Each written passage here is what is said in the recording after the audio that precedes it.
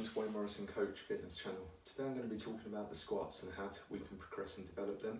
Previously done a video on press ups. If you haven't seen that, make sure you look back through the YouTube channel and check that out. Okay, so I'm going to look at the squats both from a functional and a developing baseline point of view. Okay, so we've got two ways we can do them. We can either do them bilaterally, using both legs, or unilaterally, using one leg. I would suggest that the unilateral way is superb for developing functional movement, functional strength. Okay, so if you're an athlete, if you're involved in sports, be that on Sunday league football or a professional footballer, the unilateral work is superb for that, the single leg squats, because it develops that, the sort of more functional movement, the more functional ability. If we think about, so if we're trying to develop strength and we're a footballer and we want to develop stronger legs, okay, doing normal squats and stuff, yes, that does develop strength, but is it functional strength that can cross over into the sport or activity you're participating in? If we think about the way that we undertake activities, whether it be walking, okay, running, whether it's martial arts, football and stuff like that, a lot of activities are done on a singular, the motion is carried out on a singular leg. The exception to the rule is probably rowing, where you're driving with both legs as part of the rowing motion. So most activities, be it in sports or everyday living, the legs driving a single one at a time, which means that in order to do that, there's a slightly different muscle recruitment, which we'll talk about later on. But if we start with the normal squat, the bilateral squat, so using both legs, and then we'll look at progressing and understanding what we're doing there first, and then we'll move on to the single leg squat. Okay, so bilateral squat, your normal squat. Many people do this incorrectly, and as a result will develop muscle imbalances or cause injury to themselves. Okay, so it's very important that we're squatting, that we learn to lower the weight, our body weight correctly, so we take the correct motion down. Okay, so we're going to start, if we start with our feet shoulder width apart, just over, we're going to engage the core, engage that transverse abdominal, pulling the belly button in slightly, keep the shoulders down the back, raise the chest. From here I'm going to bring my arms out in front, keeping the weight on the heel of my feet. I'm going to lower my bum down. Okay, I want to look for a parallel sort of position with the top of my thigh to the floor. Then from there, driving the heels into the floor, I'm going to drive up. So if I demonstrate that from the side, so I'm coming side on position, engaging that core, raising the chest, shoulders down the back, arms out in front, and I'm lowering, think of sitting down basically, so bring the bum back, bringing keeping the weight on the heels of the feet to that position, and then drive up. Okay, so some of the issues that this has or could highlight is if we're lacking mobility in the ankle, knee or hip, okay, and imbalances maybe with our hamstrings are tight, or maybe we have tight glutes and stuff as well, which may restrict that movement. Now often when we're restricted in the movement, so these, as I talked about, those ankle, hip, stuff like that, hamstrings, if it's restricting the movement, quite often what we'll do is as we lower down, we'll end up compensating by reaching forward or driving the knees over the toes, okay, so that we drive the knees forward to lower the weight, as opposed to keeping the weight on the heels of the foot and sitting back. So by driving the knees forward, we're putting a lot more pressure on the knees, we could cause knee injuries, okay, and we're not also engaging the quads as much when we're driving up. So we're still working that imbalance, okay, we're doing it incorrectly. So a couple of ways that we can adjust that, okay, if we could find something like a weight plate or something, I've just got a folder here. If we place that under the ankles, so it raises our heels slightly, because another thing that will happen when people have that tightness and not that mobility is they'll raise their heels. So if we place something about an inch or two under our heels, okay, so like a weight plate that you put on a barbell or a block of wood or something, that way it raises our heels off the floor slightly, which reduces the mobility required in the ankles. So then from here, when we lower ourselves down, we'll have a greater range of movement because of the ankle position, to allow us to develop that strength. So if you find that you can't squat fully without leaning forward or without the ankles coming up, if you try adjusting your technique using that, it will allow you to develop that squat further. Okay, then once you progress and you've got a bit more range of motion in the tight area, be it ankle or hip, you can remove the block and go from there. Okay, another regression for it then, to work it and to allow you to develop it further, actually involves adding weight, which seems a bit counterintuitive, but it works. I'll show you why. Okay, so we're just going to take a light dumbbell okay? Nothing too heavy, okay? As I said, this is a regression, not a progression. So why are we adding the weight? The weight does two things, okay? Firstly, it's going to add a counterbalance, okay? So it's going to allow me to counterbalance the movement as I'm working, to allow me to keep that stable upright position. Secondly, it gives me a point of reference. Okay, so I'm going to place the dumbbell using a goblet squat hold. Okay, so it's a goblet squat that I'm doing.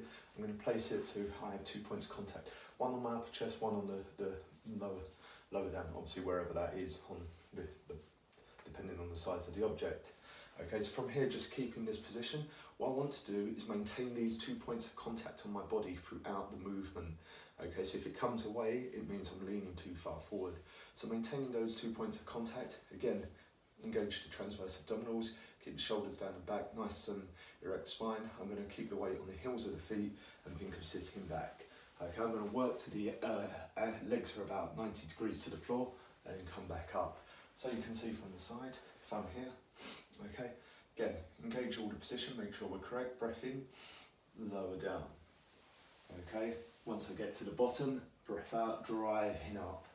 Okay, so if I'm doing it incorrect, if I remove one hand so you can see, okay, if I come down and I'm doing it incorrect and leaning my weight forward, driving the knees forward, you'll see that a gap appears between the bottom of the dumbbell and my body, okay, which means that, again, my body isn't in the correct position.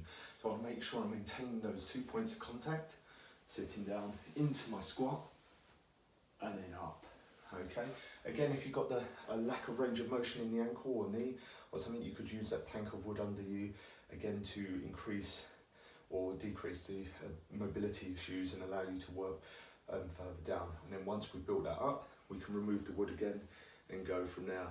So once you're comfortable doing it with a light weight, I would probably suggest that you go back to body weight again to make sure you can now do it body weight, and then where we go from there is obviously increasing the rate. So we've got the baseline, which is the body weight. We've got the regression, which is using a small weight, which is to show those 2 points, and allow you to understand that. And then the first progression we'll look at is obviously using a heavier weight. So again, we can stick with the goblet squat, which will be using a dumbbell or a kettlebell. Dumbbells are good because it allows you the 2 points of contact. So if we're looking at the progression, we're just going to be using heavier dumbbells, okay? And we're going to be working through that.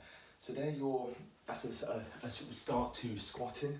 It's an understanding of your baseline movement for bilateral squats, and a progression that you can work on with goblet squats using the increasing intensity, and a regression using the goblet squat again, but using a light weight to highlight the 2 points of contact and where we're going with that.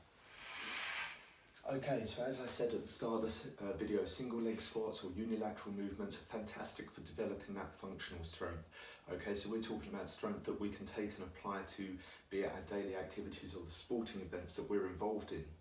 Okay, so single leg squats, what's the difference? Okay, so as I referred to earlier, single leg squats are going to recruit slightly different muscles than the bilateral squats, okay, the two-legged squats. So in order to do a single leg squat, I need to engage the pelvic stabilizers are going to be involved in the movement as well. Okay, now these aren't activated when doing the bilateral movement. So again, if we're trying to develop that strength or increase our speed, so that ability to move quickly. Okay, so if we're looking to improve these and get athletic performance enhancement in our sport, be it say football for example, and I'm only doing bilateral movements, I'm not engaging and training the stabilizers, pelvic stabilizers in the same way as if I do single leg movements. So when it comes to doing the actual sport or activity, those muscles aren't going to be recruited and engaged, they're not going to be used and developed in the right way. And this can be the issue that leads to injuries, be it back, hamstring, glutes, all of these things. So we tend to see those repetitive injuries coming because of that reason. Okay, so if I'm using a unilateral movement, I'm doing a single leg squat, okay, I'm engaging the pelvic, as I said, stabilizers more, so we're talking the gluteus medius, okay, the adductors, the quadratus lumbraris, okay, so we're engaging these a lot more. Okay, so that's one reason to do it. You can actually find that some athletes as well will develop just as much strength doing single leg movements as they will bilateral movements, or at least the equivalent. So say I could squat 100 kilos, it is possible that I might do say 60 whilst on one leg. So 60 plus 60 equates to 120. So the strength gains are certainly there. Now obviously if you're looking to bodybuild, stuff like that, or involved in Olympic lifting and stuff, obviously your sport and what you're aiming to do is slightly different. So as I mentioned at the start, it's kind of relative to what you're training for, what your training goals are. So if you're just training to improve your everyday functionality, so maybe you're slightly older, you want to keep up with the kids, the grandkids and stuff like that, I would certainly suggest single leg movements are better. Okay, so, or if you're an athlete training for sport, obviously. So if we're doing a single leg squat, many of the points remain the same. So we're going to engage the core the same, we're going to keep the shoulders down and back, we're going to keep the chest up, okay? And we're going to lower through the heel as opposed to over the knee, okay? So we lower the weight down. So if we take just a single leg squat to begin with, so we have the front leg forward, this is the squatting leg. The rear leg is just there for balance and support. I'm on the balls of my feet. So from here I'm going to engage the transverse abdominals, hands behind the head to keep my structure, my body weight up. I'm going to lower down, okay? Keep it, let my knee come down to the floor and then up. Okay, knee doesn't have to touch, but it's getting pretty close to the floor. Keeping this core engaged, lowering down, keeping my weight on the heel of the front leg. So I might think of raising the toes slightly and then drive up. So that would be your baseline single leg squat, okay? A progression from there could be, again, taking weight, okay? Using it in the goblet position from there, 2 points of contact, and just lowering that weight down, keeping the spine nice and erect, and driving up, okay?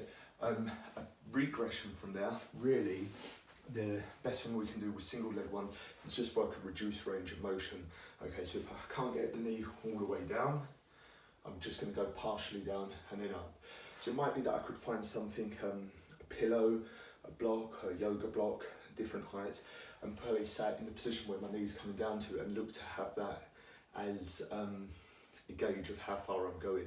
So if I use the dumbbell, for example, I'm not sure if you're going to be able to see it in the picture, video there.